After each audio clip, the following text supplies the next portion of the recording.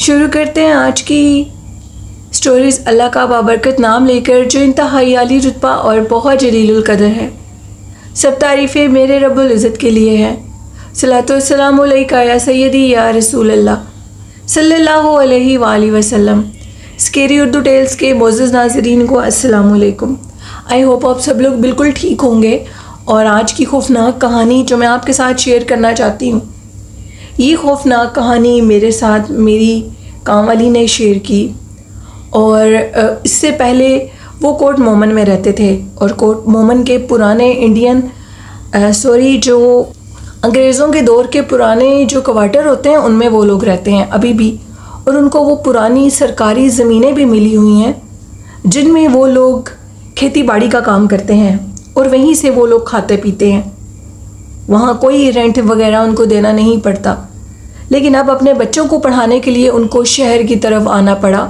लेकिन जो हमारी काम वाली है, उसका जो खामिद है वो अभी भी उन्हीं क्वार्टर्स में रहता है और महीने में एक दफ़ा आकर हमारी काम वाली को मिलकर चला जाता है। हमारी काम वाली का नाम सकीना है और वो कहती है कि मैं आपके साथ खौफनाक वाक़यात शेयर करूँगी। जब मेरी शादी हुई थी तब मेरे हस्बैंड इधर सरकारी ज़मीनों पर काम करते थे और मेरी शादी के बाद वो मुझे भी साथ ले गए। जब हम दोनों उधर शिफ्ट हो गए तो उन्होंने मुझे बहुत से खौफनाक वाक़यात बताए। वो कहते थे कि ये जॉब मैं शादी से पहले भी करता था, ये नौकरी, इसमें मुझे फ़ायदा ये है कि मुझे गंदम, फ्रूट, सब्ज़ी सब कुछ फ्री में मिलता है और साथ माहाना 40,000 तनख्वाह भी मिलती है। मैं इन पुराने क्वार्टर्स का ख्याल रखता हूँ और उनकी खेती बाड़ी करता हूँ, इसलिए मैंने इस जॉब को कभी छोड़ा नहीं है। वैसे मेरे खामिद FA पास हैं, वो कहते हैं। और उसके बाद वो कहती है कि वाक़यात जो उसने सिलसिला बताया वो कुछ इस तरह था कि जब वो नए नए इस जॉब पर थे तो इन पुराने क्वार्टर्स के अंदर वो जब दाखिल हुए तो एकदम से वो डर गए। वो कहते हैं कि मेरे साथ ये वाक़या पेश आया कि एक औरत रात के टाइम, जब मैं बिल्कुल मेरा पहला दिन था इधर और गर्मी के बायस मैंने सोचा कि गर्मी है बहुत और तब सावन का महीना था, मैंने सोचा अगर बाहर चारपाई डालूंगा तो कोई भी सांप वगैरह आकर मुझे काट सकता है। सावन के मौसम में बहुत ज़्यादा सांप होते हैं, तो मैंने सोचा कि क्यों ना अपनी चारपाई छत पे डालता हूँ। छत के ऊपर एक बहुत बड़ा स्टोर था और स्टोर के अंदर ढेर सी चारपाइयाँ थीं। मैंने वहाँ से एक चारपाई निकाली, घर से बिस्तर लेकर आया हुआ था अपने लिए साफ, और वहाँ पर बिस्तर बिछाया चूँकि बहुत ज़्यादा थका हुआ था और सो गया।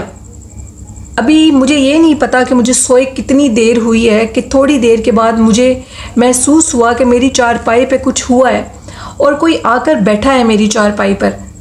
जैसे ही मेरी आंख खुली तो मेरी चारपाई पे मेरी टांगों वाली साइड पे एक औरत बैठी थी जो कि चांद की चांदनी में बज़ाहिर एक दुल्हन थी, लेकिन मेरी तरफ उसने घूंघट किया हुआ था। उस औरत को देखने के बाद मैं खासा परेशान हुआ कि इतने दूर वीराने में इन पुराने क्वार्टर्स के अंदर ये दुल्हन कैसे आ सकती है। ये चीज़ बहुत डरा देने वाली थी। हर तरफ तो खेत, सब्ज़ा और फसलें वगैरह हैं, तो ये औरत कैसे आ गई। मैंने सोचा कि क्यों ना इस औरत को टांग मारूं, लेकिन अल्लाह की तरफ से मेरे दिमाग में एक चीज़ आई कि टांग मत मारूं, शायद ये मुझे नुकसान दे दे। मैंने ऊंची ऊंची आवाज़ में आयतल कुर्सी पढ़नी शुरू कर दी। आयतल कुर्सी पढ़ते ही वो औरत मेरी चारपाई से उठ खड़ी हुई और जिस स्टोर से मैंने चारपाई निकाली थी उस स्टोर के अंदर दोबारा चली गई। ये माजरा देखकर मैं बहुत ज़्यादा डर गया और तब इधर रुकना मेरे लिए अब पॉसिबल नहीं था, क्योंकि मैं बिल्कुल इस वीराने में अकेला था और नौकरी का पहला दिन था। मैं ये तो जानता था कि इस वीराने में ये मखलूक़ात से मेरा आमना सामना हो सकता है, लेकिन इस तरह आमना सामना होगा ये मैंने कभी नहीं सोचा था। मैंने अपना सरहाना उठाया और चादर उठाई। एक चारपाई मैंने इसलिए नीचे भी डाल दी थी कि शायद मुझे ऊपर नींद ना आए, क्योंकि जगह चेंज हुई है और शायद मुझे नींद ना आए तो मैं बाहर आ जाऊंगा। मैं जल्दी से नीचे उतरा और सबसे पहला काम मैंने ये किया कि मैंने स्टोर की कुंडी लगा दी और मैं बड़ी तेज़ी से सीढ़ियों की तरफ से नीचे जब उतरने लगा तो मुझे आवाज़ आई कि सीढ़ियों की स्टोर की कुंडी खोल दो, मुझे बाहर आना है। ये आवाज़ सुनकर अब मैं और ज़्यादा डर गया और मैं सीढ़ियों से जल्दी से नीचे उतरने लगा। बहुत वीरान, खौफनाक, पुराने ज़माने की तंग सीढ़ियाँ थीं। अगर एक भी कदम मेरा गलत होता तो शायद मैं नीचे गिरता और बचता ना। और ये बात सुनकर मुझे पीछे से हंसी की आवाज़ें आ रही थी। मैं जल्दी से उन पुराने खंडरों के क्वार्टर से निकलकर बाहर सहन में आ गया और फिर निकलता हुआ बाहर फसलों की तरफ चला गया। शायद उस दिन मेरी किस्मत अच्छी थी कि दूर से मुझे रोशनी नज़र आई। उस रोशनी को देखकर मैं उस रोशनी की तरफ भागना शुरू हो गया, ये सोचे समझे बगैर कि शायद मुझे इन फसलों में रात के टाइम सांप भी काट सकते हैं, क्योंकि उस मौसम में और उन दिनों में बहुत ज़्यादा सांप थे फसलों में। जब मैंने उस रोशनी की तरफ भागा तो मैंने देखा कि एक शख्स था, एक बूढ़ा शख्स था। शायद वो एक चौकीदार था दूर के इलाके का, गांव का। अल्लाह ने मेरी मदद के लिए उसको भेजा और मैं उसकी तरफ गया। मैंने उसको सारी बात बताई और मैंने उसको कहा कि अगर हो सकता है तो आज की रात तुम मेरे साथ गुजारो। उसने कहा कि मेरा घर थोड़ा सा ही दूर है और मैं इन ज़मीनों के करीब ही मेरी एक झोंपड़ी है, तो तुम चाहो तो उधर आ सकते हो। इन खंडरों में से किसी ने क्या उठाना है। मैंने उसकी बात को पसंद किया और मैं उसके साथ चला गया। सकीना कहती हैं कि मेरे हस्बैंड ने मुझे सारी बात बताई और उसके बाद उनकी जो रोंगटे थे वो खड़े हो गए। उस चौकीदार ने मेरे हस्बैंड से कहा कि तुम मानो या ना मानो, इस हवेली के अंदर एक चुड़ैल का बसेरा है इन पुराने क्वार्टर्स के अंदर, और वो तुमसे आकर बातें भी करेगी। पहले इन क्वार्टर्स की ड्यूटी मेरी थी और मेरे साथ भी यही वाक़या पेश आया। गर्मियों की रातें थीं और मैंने छत पर जाकर चारपाई डालकर सोना मुनासिब समझा कि फिर भी वीराने में कोई आकर मार सकता है। जैसे मैं छत पर सोया तो थोड़ी देर के बाद मेरी चारपाई पे इसी तरह एक औरत नमूदार हुई, जिसका फेस मैं नहीं देख सका, और वो आकर बैठ गई। आयतल कुर्सी पड़ी तो वो उठ खड़ी हुई और फिर स्टोर के दरवाजे के आगे खड़ी हो गई और करीब ही सीढ़ियाँ थीं। ये माजरा देखने के बाद मैं इतना डरा कि मैं बयान नहीं कर सकता, और मेरी हालत ये थी कि शायद मेरी जान निकल जाती, क्योंकि मैं तुमसे उम्र में काफ़ी बड़ा हूँ। मैं सीढ़ियों से जब नीचे उतरने लगा तो वो औरत मेरे पीछे बड़ी तेज़ी से आने लगी, यहाँ तक कि वो हवा में मुअल्लक हो गई। ये सारा माजरा बहुत ज़्यादा खौफनाक था। मैं डर गया और जल्दी से अल्लाह ने मेरी जान बचाई और मैं उधर से पता नहीं कैसे निकला और सीढ़ियों से भागता हुआ बाहर क्वार्टर्स के पास आया और इन पगडंडियों से होता हुआ बाहर भाग गया, यानी गाँव की तरफ। और फिर मैंने इस नौकरी को दोबारा आगे करना मुनासिब नहीं समझा। तुम्हारे लिए बेहतर है कि तुम भी इसको छोड़ दो। लेकिन वो कहते हैं कि मैं बाज़िद था और इसी नौकरी को करना चाहता था। मैंने अपनी नौकरी को अगले दिन जारी रखा और अब छत पे सोना छोड़ दिया। जैसे ही मैं नीचे सोता था तो रात को कोई मेरे पैरों के अंगूठे को छेड़ता था। आंख खुलने पर वही दुल्हन औरत मेरे पास होती थी।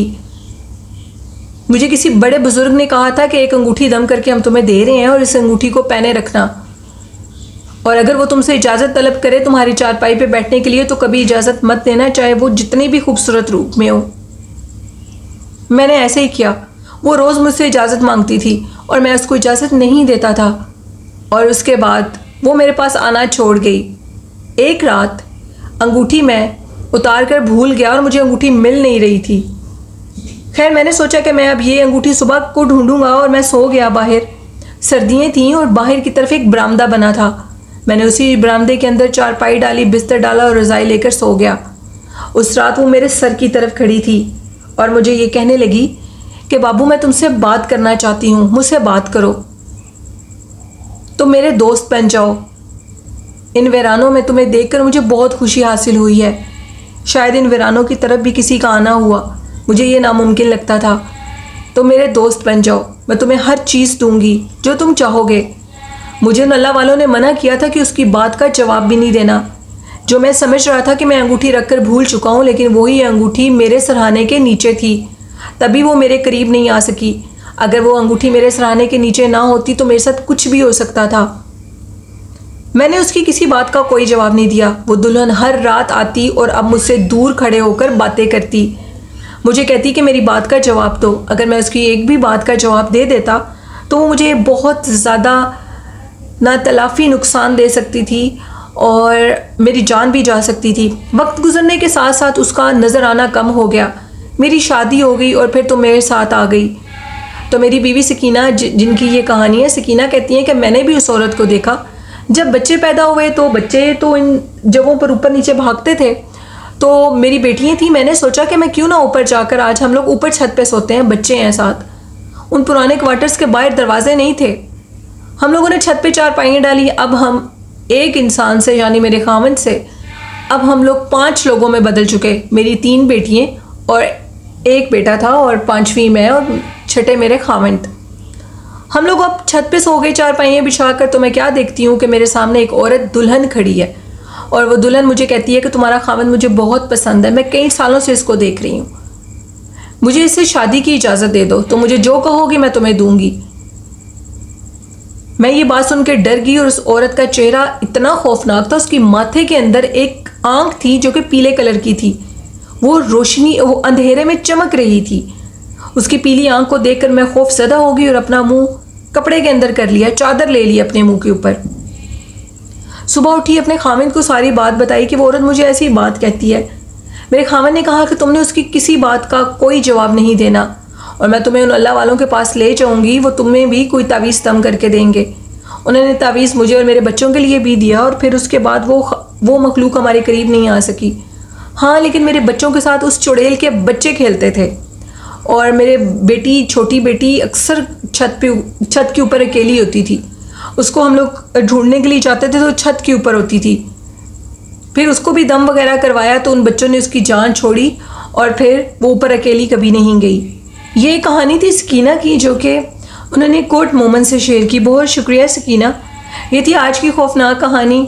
आई होप मेरे लिसनर्स को ज़रूर पसंद आएगी और आप भी अपनी खौफनाक कहानियाँ भेज सकते हैं डिस्क्रिप्शन बॉक्स में मेरे ईमेल आईडी पर।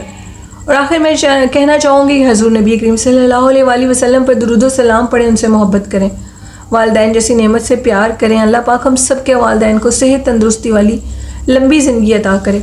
नमाज़ पढ़ें, तहारत की हालत में रहें। इसी के साथ अपनी होस्ट नीलम को इजाज़त दीजिए। अपना और अपने वालिदैन का बहुत सा ख्याल रखिएगा। मुझे मेरे वालिदैन को अपनी दुआओं में याद रखिएगा। अल्लाह हाफ़िज़।